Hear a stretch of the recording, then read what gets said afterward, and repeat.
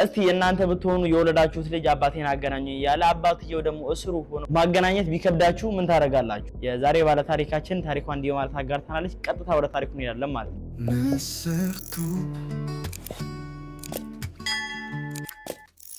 ሰላም ውድ የንስር ቲቪ ቤተሰቦቻችን፣ ዛሬም በድጋሚ ተመልሰን በሌላ ታሪክ ቀርበናል። የዛሬ ባለ ታሪካችን ታሪኳን እንዲህ ማለት አጋርተናለች። ቀጥታ ወደ ታሪኩ እንሄዳለን ማለት ነው። የዛሬ ባለ ታሪካችንን ደግሞ ስሟን ፍርቱና እንለዋለን ማለት ነው። እናም ፍርቱና ከእናቷ ጋር የምትኖር ቆንጆና ደስ የምትል ጎበዝ ወጣት ነች ማለት ነው። አባቷም በልጅነቷ ስለሆነ የሞተ እናቷ ጋር ብቻ ነበር የምትኖረው ማለት ነው። እናም የሚኖሩበትን ቤት ስላልነበራቸው የሚኖሩትም በኪራይ ቤት ስለነበረ አሁን ከነበሩበት ቤት ለቀው ወደ ሌላ ቤት ይቀየራሉ ማለት ነው። የገቡበት ግቢም ደስ የሚል የባለትዳር ቤትና ቆንጆ ግቢ ነበር ማለት ነው። እናም አዲስ ተከራይ ስለነበሩ የአከራዮቻቸውም በጣም ደስ የሚሉ ጎበዝ ሰራተኞች ታታሪ ነበሩ ማለት ነው። ሚስትየዋም በጣም ከነሱ ጋር መቀራረብ ትጀምራለች፣ ባልየውም ከነሱ ጋር ይቀራረባሉ ማለት ነው ከተከራዮቻቸው ጋር። እናም እነዚህ ባለትዳሮች በጣም ደስ የሚሉና የሚያስቀኑ ባለትዳሮች ነበሩ ማለት ነው። ባልየው ሁሌ ስራ ወጥቶ ሲመጣ ከስራ በገባበት ሰዓት ላይ ለልጆቹም የሚፈልጉትን መጫወቻዎች ምናምን ይዞላቸው ይገባ ነበር። ለሚስትየውም ደግሞ ቆንጆ ስጦታዎች አበባዎችን ምናምን ብቻ በቃ በጣም ነበር የሚንከባከባቸውና የሚወዳቸው ማለት ነው። ከዛም እንደዚህ በሚኖሩበት ሰዓት ላይ ፍርቱና ይሄን ሁሉ ነገር ባልየው ሲያደርግላቸው ሞር በጣም ማየት እና መገረም ትጀምራለች ማለት ነው። እንደዚህ አይነት ሰው አለ እንዴ ብላ እስክትል ድረስ። ምክንያቱም ያ ባልየው በጣም ነበር ፋሚሊውን የሚወደውና የሚንከባከበው የነበረው ማለት ነው። ከዛም ሞር እሷም ስሜት እያደረባት ይመጣል ማለት ነው ለዛ ለባለ ትዳሩ ሰውዬ ፍርቱና ማለት ነው። እናም ይሄን ሰው ወደድኩት እንዴ ብላ እስከ መጠራጠር ድረስ ደረሰች ማለት ነው። ከዛም ግን በስተመጨረሻ ራሷን እንደወደደችው ይገባታል ማለት ነው። ምንም ማድረግ አትችልም። ይሄ ሰውዬ ባለ ትዳር ነው፣ ልጆች አሉት። ስለዚህ ምንም ማድረግ አልቻለችም ማለት ነው። ፍቅሯን እንኳን እንዳገልጽለት እንደነገርኳችሁ ነው ማለት ነው። ስለዚህ እሱን ማየትና ማውራት ብቻ ደስ ይላት ጀመር ማለት ነው። ከዛ በግቢ ውስጥ የተለያየ ሰበብ ምክንያት እየፈጠረች መገናኘት ትጀምራለች ማለት ነው። ፍርቱና በግቢ ውስጥ ቡናዎች እያፈላች እነሱ መጥራት ትጀምራለች። ብቻ ከነሱ ጋር የሚያቀራርባትን ብዙ ተግባሮች ማድረግ ትጀምራለች ማለት ነው። እናም እነዚህ ፋሚሊዎች አንድ ቀን በፍቅር በጣም በሚኖሩበት ሰዓት ላይ ግጭት መምጣት ይጀምራል ማለት ነው። ያው ሰዎች ናቸውና የሆነ የሚያጋጫቸው ነገር ይመጣል ማለት ነው። እናም መጋጨት ጀመሩ ማለት ነው። የመጀመሪያ ቀን ሲጋጩ ፍርቱናና እናቷ እየሮጡ ቤት ገብተው ለማስታረቅ ለማግባባት ሞከሩ ማለት ነው። እና በጣም በቃ ሳይግባቡ እንደዛው እንደተኳረፉ የዛን ቀን አደሩ ማለት ነው። በሁለተኛው ቀንም እሱ ስራ ገብቶ ሲመጣ በንዴት በፊት ያስለመዳቸውን ነገርም ሳያረግ በመምጣቱ ሚስትየው አንድ እሱም ቅር ቢላትም ድጋሚ አሁን መጣላት ይጀምራሉ ማለት ነው። ከዛም እንደዚህ በሚከራከሩበት ሰዓት ላይ አሁንም ፍርቱናና እናቷ ሄደው ለማግባባት ቢሞክሩም አሁንም አልተቻለም ማለት ነው። ከዛ በሶስተኛ ቀን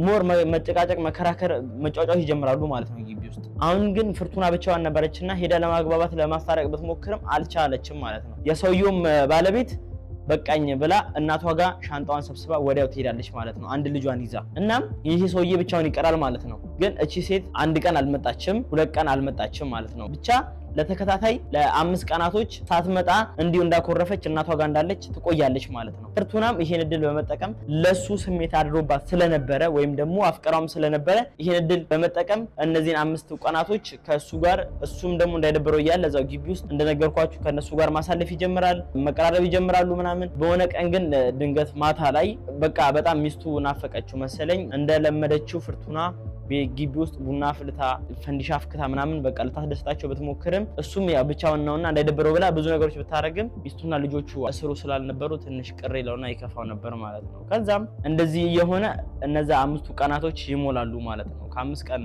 በኋላ ግን እነዛ ነገሮች አርግት በተጠበቀው ፍርቱናም ደበረው ማለት ነው። ከዛ ለምን ዛሬ ወጥቻ ልዝናና ምናምን ሲል የፍርቱና እናትም ለጠጣና ምናምን ብሎ አንድ ነገር እንዳይሆነ አብረሽሁኝ ምናምን ትላታለች። ብዙ እንዳይጠጣ ዝም ብሎ ወካ አርግታችሁ ነው ምናምን ብላ ይወጣሉ ማለት ነው። እናም ፍርቱናና ሰውየው እንደወጡ ትንሽ ወካ አረጉ። በኋላ መንገድ ላይ እየሄዱ እንዳለ አንድ ግሮሰሪ ሳይ ዝም ብዬ ብዙ አልጠጣም አንድ ሁለት አባብሎ ፍርቱናን ያስማማታል። ፍርቱና መጀመሪያ እምቢ ብትለውም ያው እሱም ናፍቆት ስላለበት ምናምን ብላ በሆነ መንገድ ብቻ ተረዳቸው። እናም እሺ ትለዋለች። ወደዛኛው ግሮሰሪ ይሄዳሉ ማለት ነው። ከዛም ልክ ሲገቡ ዘፈኑ በጣም ሃይ ነው፣ ሰው እየተዝናና ነው፣ እየጨፈረ ነው፣ እየጠጣ ነው። እነሱም አንድ ጥግ ላይ ቦታቸውን ይዘው መጠጣት ይጀምራሉ ማለት ነው። ከዛም አንድ ብሎ እንደጠጣ ሞቅ እያለ ይመጣል ማለት ነው። ሁለት ሲል አሁንም ሞቅ እያለ ይመጣል። ከዛም ፍርቱና በቃ ወደ ቤት እንመለስ ብትለውም ያስቸግራትና በቃ እንጠጣ ምናምን ይላታል ማለት ነው። ፍርቱና እኔ እዚህ ጋር ቢበቃኝ ይሻላል ብላ ብታቆምም እሱ ግን ለማቆም ፈቃደኛ አልሆነም ማለት ነው። ናፍቆቱን በዚህ ይረሳ ይመስል በዛ መጠጥ በላይ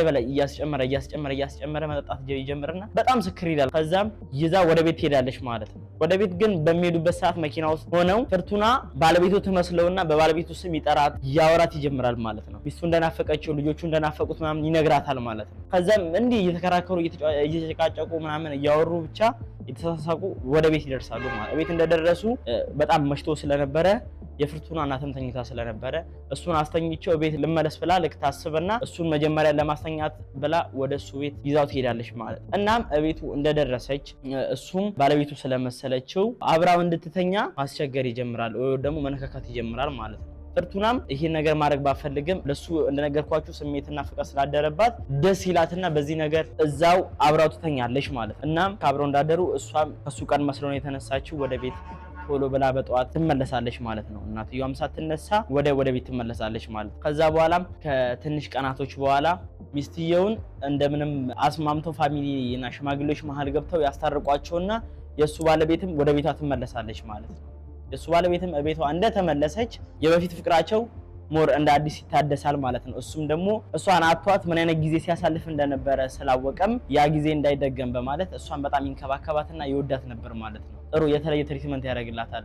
ፍርቱናም እንደ አዲስ ድጋሚ እያየች ብትናደደም ወይም ደግሞ በመንፈስ ቅናት ብትቃጠልም ምንም ማድረግ አልቻለች። ከ4 ወር ነው ከ3 ወር ከምናምን በኋላ ፍርቱና እርጉዝ መሆኗን ታውቃለች ማለት ነው። ሄዳ ለሰውየው ብትነግረውም ይሄን ነገር እንዳትናገሪ እናም ደግሞ እኔ ይሄን ነገር ፈልጌው እንዳላረኩና በመጠጥ ስካር እንዳረኩ ታውቂያለሽ፣ ስለዚህ ለማስወረድ ሞክሪ ይላታል ማለት ነው። እሺ ብላ ሄዳ እሱ እንዳላት ብትሞክርም ጊዜዋ እንዳለፈ ታውቃለች ማለት ነው። እናም በድጋሚ ሄዳ ተመልሳ ብትነግረውም እሱም ፈቃደኛ አይሆንም ማለት ነው። ከዛም የሆነ ሀሳብ ይመጣለታል። እዛ ወልዳ ለማንም ሳትናገር እሱ ለመንከባከብ እናም ደግሞ ያስፈልጋትን ነገር ለማድረግ ይስማማሉ ማለት ነው። እሷም ደግሞ ከሱ በማርገዟ በጣም ደስተኛ ስለሆነች ይሄን ነገር ትቀበላለች ማለት ነው። እናም እንደዚህ ጊዜያቶች ወራቶች እያለፉ ሲመጡ ሆዷም እየገፋ እየተለቀ ቢመጣም ከማን እንዳረገዘች ቢጠይቋትም ለመናገር ፈቃደኛ አትሆንም ማለት ነው። እናም ያቺ ቀን ደረሰችና ልጁም ተወለደ ማለት ነው። ይህ የተወለደው ልጅ አድጎ ከፍ እያለ ቢመጣም 5 ዓመታት ያልፉታል ማለት ነው። ይህንን ነገር ለማንም ሳትናገር ከማን እንዳረገዘችም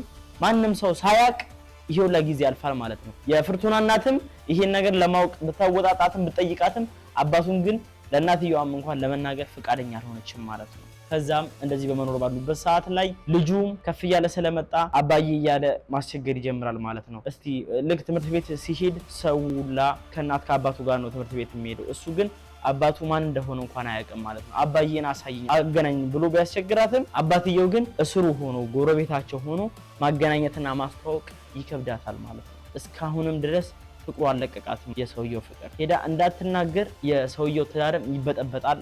አንድ ደግሞ አሁንም ድረስ እሱን ታፈቅሯለች ማለት ነው። 3 እናቴም ትዋረዳለች እኔም እዋረዳለሁ ብላ ትፈራለች ማለት ነው። ብቻ ምን እንደምታረግ ግራ ገብቷታል ማለት ነው። እናም ለፍርቱና ይሆናታል ሊጠቅማታል ይሄን ነገር በነግራት ያግዛታል ብላችሁ የምታስቡበትን ነገር እንዳለ ኮሜንት ሴክሽን ላይ ማስቀመጥ ትችላላችሁ። ለዚህ ቻናል አዲስ ከሆናችሁ ላይክ፣ ሼር፣ ሰብስክራይብ ማድረግ እንዳይረሳ። ሌሎች ባለ ታሪኮችም ደግሞ ከታች በመናስቀምጥላችሁ የሶሻል ሚዲያ አማራጮች ታሪካችሁን ሼር ማድረግ ትችላላችሁ። ቀጣይ በሌላ ታሪክ እስክንገናኝ መልካም ጊዜ። እወዳችኋለሁ።